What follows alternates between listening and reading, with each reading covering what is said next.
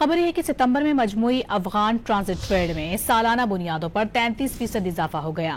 گزشتہ ماہ سالانہ بنیاد پر افغانستان کی پاکستان کے راستے برآمدات 67% بڑھیں۔ اس دوران سالانہ بنیاد پر پاکستان کے راستے افغان درآمدات میں 33% کا اضافہ ہوا۔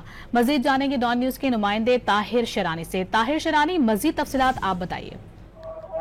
جی، جو افغان ٹرانزٹ ٹریڈ ہے وہ بنیادی طور پر پاکستان کے ذریعے جو افغانستان کی تجارت ہے، جس میں فارورڈ اور ریورس ٹرانزٹ یعنی امپورٹ اور ایکسپورٹ شامل ہیں۔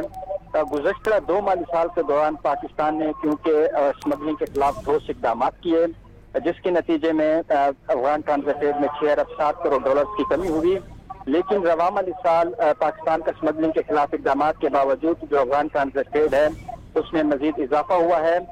سرکاری اعداد و شمار جو ڈان نیوز کو موصول ہوئے ہیں اس کے مطابق ستمبر 2025 میں مجموعی طور پر افغان ٹرانزٹ ٹریڈ میں سالانہ بنیادوں پر 33% کا اضافہ ہوا، جس میں افغانستان کی پاکستان کے ذریعے برآمدات 67% بڑھی ہیں، اور ستمبر 2025 میں سالانہ بنیادوں پر پاکستان کے ذریعے افغانستان کی برآمدات میں 33% کا اضافہ ہوا۔ اسی طرح رواں مالی سال کی پہلی سہ مئی جولائی کا ستمبر 2025 میں افغان ٹرانزٹ ٹریڈ میں مجموعی طور پر 16% کا اضافہ ہوا، اور اسی دوران افغانستان کی پاکستان کے ذریعے برآمدات 33% بڑھی۔ تاہم ماہانہ بنیادوں پر ستمبر 2025 میں جو افغان ٹرانزٹ ٹریڈ ہے مجموعی طور پر اس میں 4% کی کمی ہوئی ہے۔